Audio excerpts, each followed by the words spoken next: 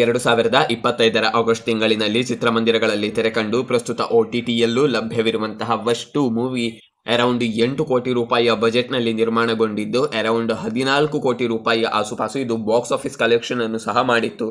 ಇನ್ನು ಇದರ ಅಂದರೆ ವಶ್ ಮೂವಿಯ ಫಸ್ಟ್ ಪಾರ್ಟ್ನ ರೀಮೇಕ್ ಸಹ ಮಾಡಲಾಗಿದೆ. Ajay Devgan, R Madhavan starrer Shaitaan movie ಅದು ಆಕ್ಚುಲಿ.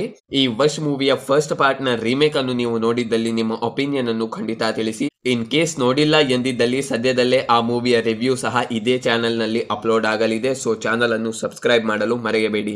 ಸದ್ಯದಲ್ಲೇ ಅದರ ಅಂದರೆ ಆ ಮೂವಿಯ ರಿವ್ಯೂ ಸಹ ಬರಲಿದೆ. ಎ ರೇಟೆಡ್ ಆಗಿರುವಂತಹ ವಶ್ 2 movie supernatural psychological horror movie ಆಗಿದ್ದು ಕಳೆದ ಬಾರಿಗಿಂತ ಇದನ್ನು ಬೆಟರ್ ಮಾಡುವ ಪ್ರಯತ್ನ ಅನ್ಡೌಟೆಡ್ಲಿ ಮಾಡಲಾಗಿದೆ. ಆದರೆ ಇದರ ಬಾಕ್ಸ್ ಆಫೀಸ್ ಕಲೆಕ್ಷನ್ ಹೇಳಿಕೊಳ್ಳುವಷ್ಟು ಉತ್ತಮ ಮಟ್ಟದ್ದೇನೂ ಆಗಿರಲಿಲ್ಲ. ಬಟ್ ಇದರ ಅರ್ಥ ಆಕ್ಟರ್ಸ್ನ ಆಕ್ಟಿಂಗ್ ಹಿಂದೆ ಬಿದ್ದಿದೆ ಇಲ್ಲ ವೀಕ್ ಆರ್ ಪೂವರ್ ಆಗಿದೆ ಎಂದಲ್ಲ.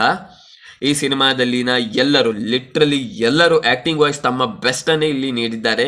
ನಿಮಗೆ ಈ ಟೈಪ್ ಕೆಟಗರಿಯ ಮೂವಿ ಇಷ್ಟ ಆಗದೆ ಇರಬಹುದು, ಬಟ್ ಮೂವಿಯಲ್ಲಿನ ಇವರ ಆಕ್ಟಿಂಗ್ ಅನ್ನು ನೀವು ಇಗ್ನೋರ್ ಮಾಡುವ ಹಾಗಿಲ್ಲ. Because as I already shed ಎಲ್ಲರೂ ತಮ್ಮ 100% ಗಿಂತ ಹೆಚ್ಚನ್ನೇ ನೀಡುವ ಪ್ರಯತ್ನವನ್ನಿಲ್ಲಿ ಮಾಡಿದ್ದಾರೆ. ಎನಿವೇ, ಸ್ಟೋರಿಯ ಬಗ್ಗೆ ಹೇಳುವುದಾದಲ್ಲಿ as I already said Vash 2 movie supernatural psychological horror movie ಆಗಿದ್ದು ಇದು ಬ್ಲ್ಯಾಕ್ ಮ್ಯಾಜಿಕ್ ನ ಮೇಲೆ ಅಂದರೆ ಆ ಟಾಪಿಕ್ ಆ ಕಾನ್ಸೆಪ್ಟ್ ನ ಮೇಲೆ ಆಧಾರಿತವಾಗಿದೆ. ಟ್ರೈಲರ್ ನಲ್ಲಿ ಇದರ ವಿಲನ್ ಬಗ್ಗೆ ಯಾವುದೇ ಹಿಂಟ್ ಇಲ್ಲ, ಕ್ಲೂ ನೀಡಿರಲಿಲ್ಲ.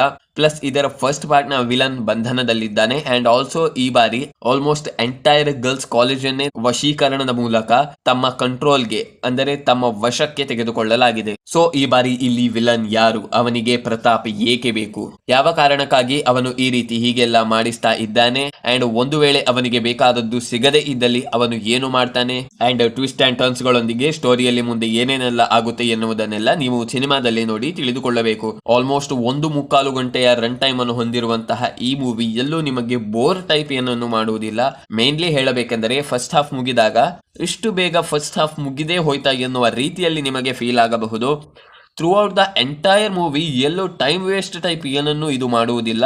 ನಿಮ್ಮನ್ನು ತನ್ನೊಂದಿಗೆ ಹಿಡಿದಿಟ್ಟುಕೊಳ್ಳುವಲ್ಲಿ ಇದು ಯಶಸ್ವಿಯಾಗುತ್ತೆ ಎಂದರೆ ತಪ್ಪಾಗಲಿಕ್ಕಿಲ್ಲ. ಅಂಡ್ ಇದರ climax was okay, not extremely best but okay. And yes, ಈ ಸಿನಿಮಾವನ್ನು ನೀವು ನೋಡಿದ್ದಲ್ಲಿ ನಿಮ್ಮ ಒಪಿನಿಯನ್ ಅನ್ನು ಖಂಡಿತ ತಿಳಿಸಿ. ಮುಂದಿನ ವಿಡಿಯೋದಲ್ಲಿ ಮತ್ತೆ ಭೇಟಿಯಾಗೋಣ. ನಮಸ್ಕಾರ.